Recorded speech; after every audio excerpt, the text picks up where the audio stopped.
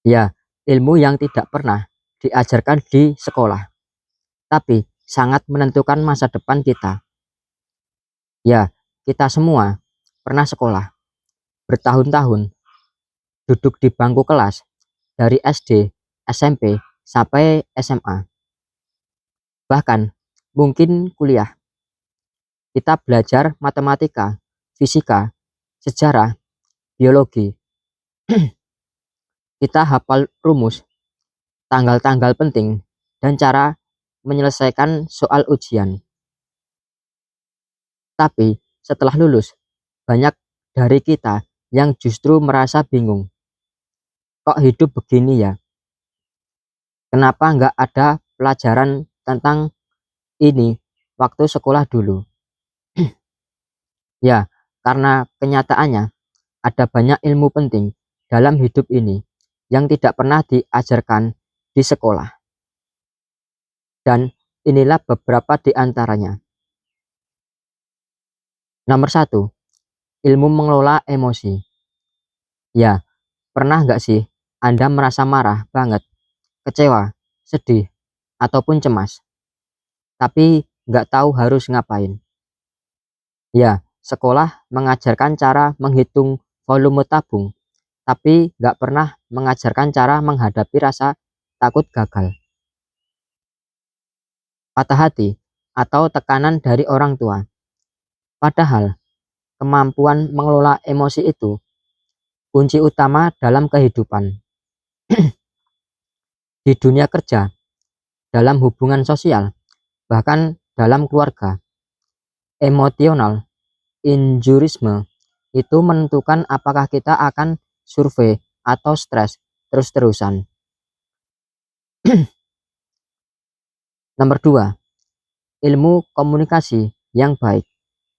Ya, sekolah mengajarkan cara pidato formal, debat, presentasi, tapi jarang mengajarkan cara berbicara dengan empati, mendengarkan secara aktif, atau menyampaikan kritik tanpa menyakiti.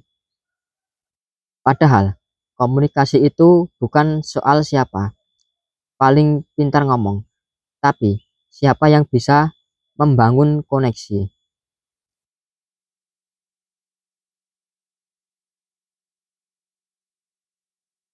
Ya, di dunia nyata, Anda bisa kehilangan peluang kerja, bisnis, atau hubungan, bukan karena nggak kompeten, tapi karena soal cara ngomong.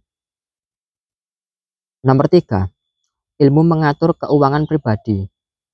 Ya, kita belajar fungsi expansion dan integral, tapi nggak pernah diajarin cara bikin anggaran bulanan, ngerti pajak, atau menghindar utang konsumtif. Ya, banyak anak muda hari ini terjebak dalam lifestyle inflation. Penghasilan naik, gaya hidup ikut naik, tabungan tetap nol. Padahal, seberapa pintar pun Anda tanpa literasi keuangan yang baik, Anda bisa kerja keras seumur hidup, tapi tetap hidup pas-pasan. Nomor 4, ilmu membangun hubungan dan jaringan. Ya, coba ingat, beberapa kali guru Anda ngomongin pentingnya networking. Hampir nggak pernah. Padahal, dalam hidup nyata, siapa yang Anda kenal kadang lebih menentukan daripada apa yang Anda tahu. Relasi baik bisa membuka pintu rezeki, kerjasama, bahkan support mental. Tapi itu nggak muncul tiba-tiba. Harus dibangun, dijaga, dan dikembangkan dengan niat yang kuat.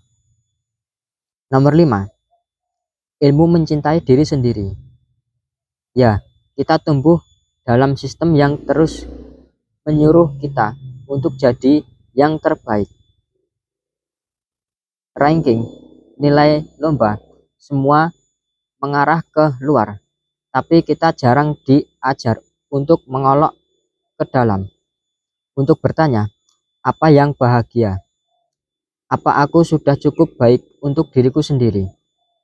Ya, self love bukan soal jadi egois, tapi soal menerima dari apa adanya, merawat diri, dan tahu kapan harus berhenti membandingkan hidup kita dengan orang lain. Nomor 6, ilmu berpikir kritis dan kreatif. Ya, di sekolah, seringkali kita dibiasakan mencari jawaban yang benar menurut buku, tapi kehidupan tidak sederhana itu. Dunia butuh solusi, bukan hafalan. Butuh ide-ide segar, bukan jawaban seragam. Ya, berpikir kritis dan kreatif artinya kita diajar untuk bertanya, mengevaluasi, menganalisis, dan tidak langsung percaya begitu saja. Entah itu di media atau orang lain, bahkan sistem. Nomor 7, ilmu menentukan tujuan hidup. Ya, berapa banyak dari kita yang kuliah, lalu kerja, tapi merasa hampa, nggak tahu sebenarnya mau kemana. Kita pandai mengerjakan soal, tapi tidak tahu untuk apa semua itu dilakukan. Sekolah jarang memberi ruang untuk kita, eksplorasi, passion, nilai hidup, atau makna. Padahal tujuan hidup bukan sekedar kerja di perusahaan bagus, tapi soal kenapa kita bangun pagi dan merasa hidup layak untuk diperjuangkan. Ya, ilmu hidup yang paling penting kadang tidak datang dari ruang kelas, tapi dari pengalaman, dari kegagalan, dan refleksi. Tapi bukan berarti kita harus menunggu semuanya terjadi, baru belajar. Kita bisa mulai hari ini, membaca buku, ngobrol dengan mentor, ikut pelatihan, atau sekedar duduk tenang dan mendengarkan diri sendiri.